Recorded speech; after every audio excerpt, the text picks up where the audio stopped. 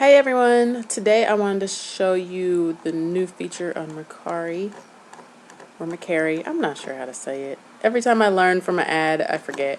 But here, I'm on the website, I don't know why I was scrolled all the way down, and I will click on my profile, and this is on a desktop, not on your phone, and there's a new thing called seller dashboards and demand predictions. So I'm going to click on seller dashboards. I haven't actually went through this myself really, so this is new to me too. So this is my account balance. This is how much I have sitting there, and this is what's in process right now. And I could withdraw it if I want. You know, all that's normal. Tells me what I have to work on. This is not accurate because I've already responded to the messages and I've already shipped the items. So I'm not sure why it's still showing there. It shows I have 296 active listings. That is pretty low for me. I need to get my numbers back up. I've just been selling things but not relisting things, and I need to relist a bunch. So 62 inactive listings. That's things that I've either sold somewhere else or things I needed to work on and I haven't went back to. So I need to go back and delete those. It's kind of telling me that I have something to do. And then 3 orders in progress right now that I have shipped out. Here's my account statistics. Revenue is $5,988. And this is total gross revenue from sales. This is my profit, so minus their platform fees, which is 10%.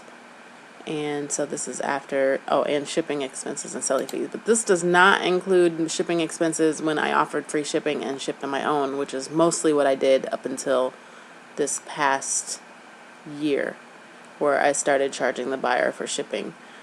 So that does not include all my shipping fees that I paid out. But I've had too many experiences now where something's not scanned or something is lost in the mail, and then I'm out of the money for shipping and I'm out of the item because there is no protection whatsoever. So I try to use their shipping, and now I have the buyer pay for shipping because the shipping costs have gotten so high and people want everything for $5 including shipping, which you can't even ship for that almost, minus the fees and whatever. So pretty much I set them to pay shipping, so if they want to pay shipping they can. If they don't, they don't, because I feel like things even with free shipping were getting low balls and they were sitting a long time. So to me there was just no point. People will pay the shipping. So I know they say, Lou, free shipping, it sells faster. Charge shipping. Because then they know where that money's going to. They don't think it's going into your pocket. They know it went towards shipping, and it went directly to Mercari, and you have nothing to do with those prices. But when you offer free shipping, they want the world. They already want the world, but when you offer free shipping, they still want the world. So I don't think it's any more beneficial. So now I charge. That's just me. You can do what you do. I did offer free shipping for the first couple years. And then I switched it last year because I realized my stuff was getting lower and lower. My profit margins were getting less and less, if not negative. And I'm like, why am I doing this? And then I had no protection. So there's a few things I do still offer free shipping, but there's other things I don't. And if they have a problem with the shipping, they're more than welcome to bundle with something else to save on shipping. But, you know, it's a grown adult decision to decide whether or not you want to pay shipping. And a lot of people will pay shipping. I'm one of the people that don't like to pay shipping. I'll do free shipping. I'll figure out something else. I'm going to bundle it with a bunch of other stuff so it makes sense, because I hate paying money for shipping. So, you know, to the each their own. But a lot of people, they don't care. They know it when it goes to shipping costs, and there's no way around that. So, I mean, you can kind of decide how you want to do it. This is my total items listed, 779. That's since I've been with Mercari. So that includes inactive and deleted listings.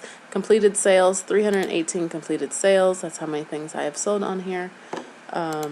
Includes ones in progress right now. Performance. My average order value, this is the average price of the things that were sold, is $19.09 per item. Seems pretty good, almost $20 per item average. The average listing value, so I do start high and I let them negotiate down, because surprisingly sometimes things sell as soon as I list them at my highest price, and I'm like, wow, I didn't expect that. And then a lot of times I got to work my way all the way down. I'm okay with holding stuff. I don't need it to sell instantly. That's why I already have a place for it. So I do it high. I want people to feel like they got a deal, and then I want to feel like I got a deal. So it allows room to meet in the middle, plus it allows to obtain more buyers versus just getting the first buyer at the lowest price. I can collect 20 potential buyers of people liking my stuff and then work it. And then sometimes it does make you hold the item longer than you need to, and you might need to delist it and then relist it. That is a tactic that is used quite often when something is just not selling. And sometimes as soon as you relist it, all of a sudden it sells. I had something listed for like 6 months. It didn't do anything. I dropped the price. I send offers. I do whatever. And then I was like, let me delete this and relist it. So that's what I did, and it sold like within, I think it was like 15 minutes. And then I sold another one, and then another one, because I probably had like 6 or 7 of those items. And then it just kept selling instantly. And I'm like, this was listed for like 6 months and didn't move. Like no offers, nothing. And then all of a sudden. So sometimes things just need to be refreshed. They need to be taken down and put back up. Okay, so back to what I was saying. Average listing value is about $10 higher than the average order value. What if I would say like sales value? STR is sell-through rate, the percentage of items sold compared to your available inventory. So the items sold compared to my inventory is 41%. I would think that I would want this to be a lower number, because right now I've sold a lot, but I don't have enough listed. So if I'm thinking about that correctly, I'm a little tired right now, but if I'm thinking about that correctly, I would want that to be a low number. So I probably want to get that number down and get a lot more things listed.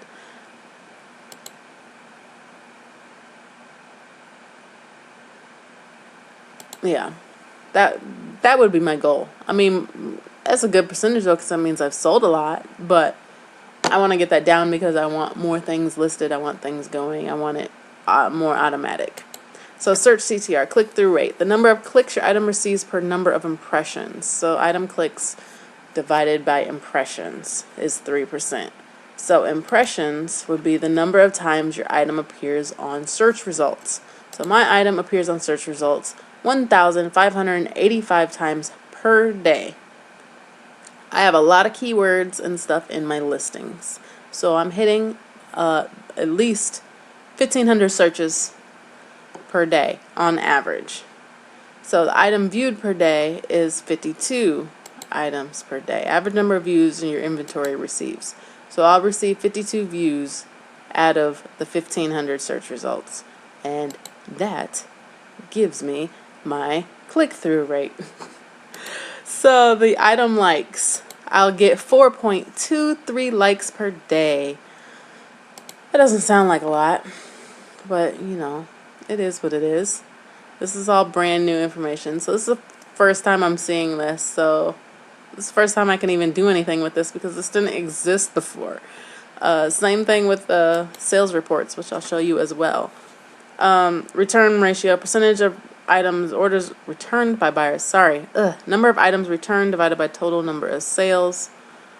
I think I've had 1, maybe 2 items returned. I'm not really sure. I don't remember ever getting items back. I don't know. I may have gotten 1 or 2 items back. I don't know. I can't remember between all my platforms, but apparently it's at 1%. Cancellations, 2%. I have had some of those. I'm wondering if that includes people who have no payment information on file. They send an offer, you accept, and then it says, we had a problem with their payment. I don't know if this is like a trend, but I'll have some days where I'll be like 4 different people, and it will be on Mercari, it will be on Poshmark, and I get all these offers, I'll accept them, and all of them magically have payment information, and they don't fix the payment information, and therefore never buy the item. Now I hate this, and I'm going to tell you why I hate this is because now this item is set at that price. So if I just accept this low offer and I'm like, I really don't want to go this low, but I'm going to make this exception just because it's a big item, I want to get it out of my house, or, you know, any reason. Now that item is set at that price. So when I go to relist it, it has to be at that price or lower. Or if I put it at another price, I can't send offers to people because now it has to be at that lowest offer that I ever accepted that I took too soon.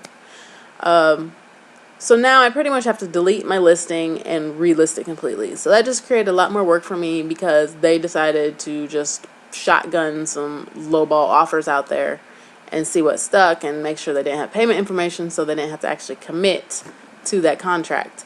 So I totally got off on a tangent, but it drives me crazy, and I just wanted to mention that.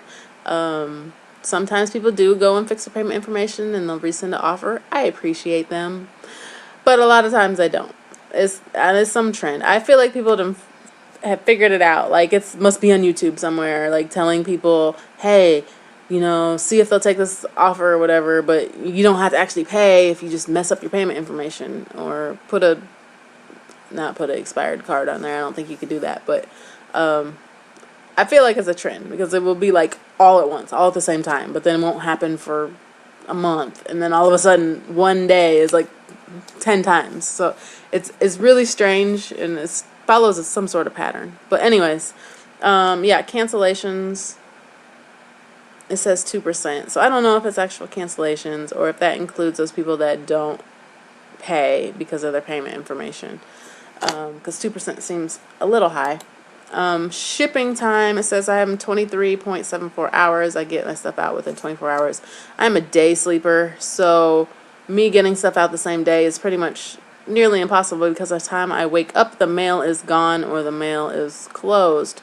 So it has to be the next day. So, this is pretty good for me. A lot of people don't understand not everybody is on their same schedule. Not everybody has the same capability. So I think that's pretty good. And then it amazes me how when I get complaints that my shipping was bad, and those are the people it seems like I shipped out within an hour after the order, or like less than a day. Like it will be like immediately. I'll like go immediately as soon as it's done, print out my label, go package it up and put it in the mailbox and catch the mailman that day. Or I'll make a special trip to the post office. And then I get negative feedback saying slow shipping. I have nothing to do with how slow USPS wants to take to send and fly that over to you and sort through it and drop it in your mailbox. I have absolutely nothing to do with that, and especially that slow FedEx Smart Post. That is so slow. I have nothing to do with that. But, some people are just like that. I don't think they realize that it hurts you. It hurts your ratings. It hurts your stuff. They don't care. They don't want to look at the logical stuff. But whatever. Okay. I'm done being negative. I'll move on from that. Okay, so next is my response rate. 93%. I guess that means how much I respond to people. Percentage of messages from buyers that you respond to. So I'm guessing in that percentage is people like, will they send back thank you or send something that doesn't really need a response. So I'm guessing that's why it's that low. That seems really low. And then my seller rating is 4.98 out of 5. Those extenuating circumstances brought my rating down. Like this one buyer was absolutely horrible. Sent me an offer on this kid's backpack. It was like a little backpack. I think it was like unicorns or something. I don't know. But sent me an offer. Told her I just couldn't go that low because I paid more than that at the store because I did pay quite a bit for that item. Told her what I could do. I think she came back like 2 weeks later, sent me another offer. I think it was low again, and I think I declined it again and told her, sorry, I still stuck at that price. Then I think she came back like a month later, came back, I sent her the counter offer again with the exact same price, which was my very lowest I could go on that item. I mean, because otherwise I could have just returned it back to the store for more money than what I would have made. So she accepted that one. Then when she got the item, she sent me this message about she didn't know the backpack was that small. That was a kid's backpack. It wasn't a full-size adult backpack.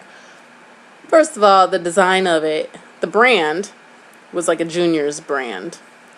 The design of it with unicorns definitely tells you. And then I had the full description It wasn't written in the description because it was a lot of information, but I had the full description and dimensions that was screen from the listing.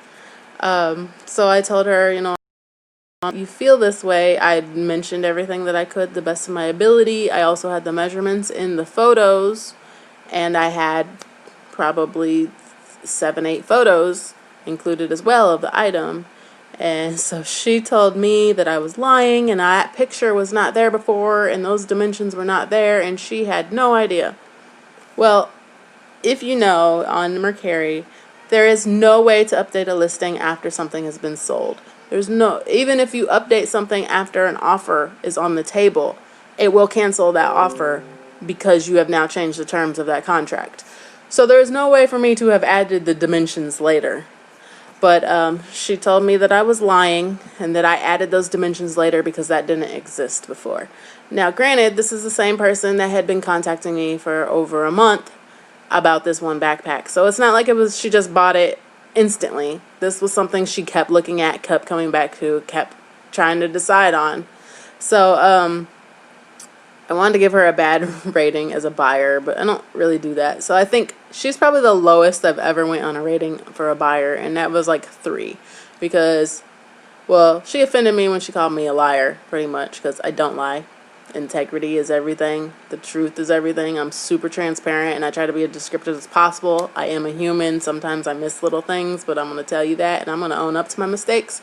But there was no mistake on this part. So I'm just saying I'm sorry that you're unhappy, but the dimensions were there in the listing.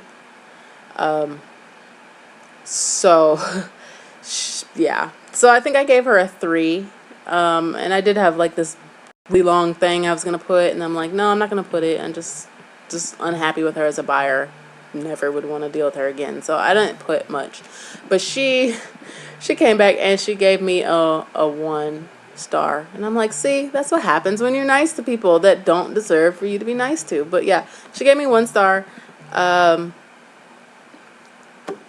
was a little upset that I gave her 3 star and I didn't put my big long description, but pretty much I was gonna say, you accused me of lying and I'm not a liar, and I don't appreciate you trying to manipulate the situation in order to try to get a refund because you didn't do your due diligence as a buyer. That's what I wanted to respond, but I didn't. I kept it simple. So I think her thing, I don't even think she wrote anything. I think she just like 1 star and said like bad item description, or I don't know. It was something ridiculous. And I've had other people that have rated me bad. So like the information's there. Like the information's there. I'm pretty descriptive, and the things that aren't descriptive are like one of the first things I've ever listed and that I kind of just forgot or listed. But people will give me like lower ratings and then they'll say item cleanliness. Now this is a lot. I don't think I'm referring to Poshmark on this, but a lot of people will give me a low rating and then say I need to improve item cleanliness. I don't know how I improve a brand new item with tags that came straight from the store and haven't been anywhere in a home that is smoke free and pet free and scent free. How do I include item cleanliness? It's in perfect condition. There was no flaws. There was nothing wrong. But somehow I need to improve the item cleanliness. I literally have no idea. How do I do that? You cannot get any cleaner than a brand new item with no flaws, with tags, in a home that is extremely clean, with no smells, and nothing that would affect the product. Yeah, it blows my mind. But anyways, I say all this to say you gotta let that stuff roll off your back, because it can be frustrating because you put a lot of time and energy into this, and then when people just do like these bogus ratings, these bogus reviews that are absolutely no reflection of you and the time and energy and effort and love that you put into doing this, it can be really discouraging, really frustrating, especially when they're coming at you back to back, like one after another. Because sometimes that happens too. I've had that, whereas like this one week is like nobody was satisfied. Everybody was sending stuff back, especially when I sell stuff for other people and I don't notice things like an alteration in a pair of pants. Like I had this pair of pants and the pockets were taken out. Now that's not something you wouldn't think that people would take pockets out of their pants. So it's not something you necessarily search for, and especially when you're going through probably 200 items, clothing items for someone, and you're trying to catch every single you're obviously going to miss stuff, but when you're doing consignment like that, and then, so I missed that, and so they came at me about the pocket bags were removed, and they wanted the pocket bags. And I'm like, you know what, I apologize, I would have never thought somebody would ever remove that, so therefore I didn't look at it, and I didn't notice, so if you need to send it back, I approve you to send it back. I totally did not mean to make that mistake. So, you know, you gotta let it just roll off your back. Think of it from the buyer's perspective. Sometimes they are in the wrong, and like the instance with the unicorn backpack, they're totally in the wrong. But you just gotta let it roll off your back and just move on. Because even if they do approve like a return, just sell it. You'll sell it to someone else that will appreciate all the love, hard work you did finding this item, and you know. There's a million more items, and I just wouldn't worry about it. So anyways, let me get off of my tangent. I went through this whole page of the seller dashboard, so I'm going to go to sales report, because this right here is huge to me. Tax time, I'm up here going through 3 years or 4 years, however long I've been on Mercari. 3 years of sales individually, each item, trying to figure out what year they fall into to do my taxes, and then manually having to type them out onto a spreadsheet or write them on a piece of paper and calculate this. This was ridiculous. So having to do this and Poshmark and eBay and my PayPal and just reconciling everything for tax time was horrible. But I needed it because I needed my taxes, and I also needed it to do all of this stuff for the COVID issue, because nobody was buying anything because everybody was scared about losing their jobs and not having money and what was going to happen with the economy, and sales completely went to zero. Never have I experienced that. So I definitely needed my taxes done so I could apply for different resources. But yeah, they added this. I mean, better late than never. It would have been nice before, but I'm like, thank you, God. You have answered my prayers. I thought I started in 2017 or 16, but whatever. I don't need those. But yeah, here's my sales report. So now I can quit trying to track this manually. It was just too much work. So yeah, these show up now. I can generate reports for any time frame. This was an absolute lifesaver. This should have been created so long ago, but I appreciate it that it's out now. So it's going to be, sorry, this is my consignment stuff. Yes, the data shipment. I hadn't actually looked at this yet, so this is my first time. So here's all of this. Here's the fees, the shipping, taxes. It doesn't total it out, but that's an easy fix. So if I want to know total sales and sales fees, so I need both of these for my taxes. You go, if you don't know, I'm sure you already know if you're watching this video, but some easy way to do it, enter your total. That's how much I paid Mercari last year. That's what goes into my expenses category. Sum and enter, this is how much I made last year. That alone would have saved me probably about 3 hours worth of work of going through every single thing trying to figure out when it was, because I like to categorize it by when it was listed versus when it sold, and there was no way to filter that. So this is absolutely huge. Huge. Huge. You could really do business now and not have to worry about that aspect. So that was all I wanted to show you, these two new features. I haven't even looked at this yet. I'm guessing it's kind of like those emails that they send out. Research supply and demand trends, find items that sell in the next few weeks to maximize your profits. So yeah, it pretty much, you can use this to see what you want to sell. I could do this. I definitely should do this, but I have so many things that I need to list, I kind of just list. But this would definitely be a good tool for someone that is more focused on this, or someone that is buying things real time to sell. Whereas I'm kind of trying to get through my inventory that I have, and then I buy stuff once I see them. And then sometimes I know, like, it's summertime, so now I'm listing swimsuits that I know I have backed up that I hadn't swim. So I'll change priority of the items I have. But, like, that's just an example. But, yeah, this is definitely a tool you can use to look up stuff. So hopefully this was helpful. If so, like this video, subscribe, and thanks for watching.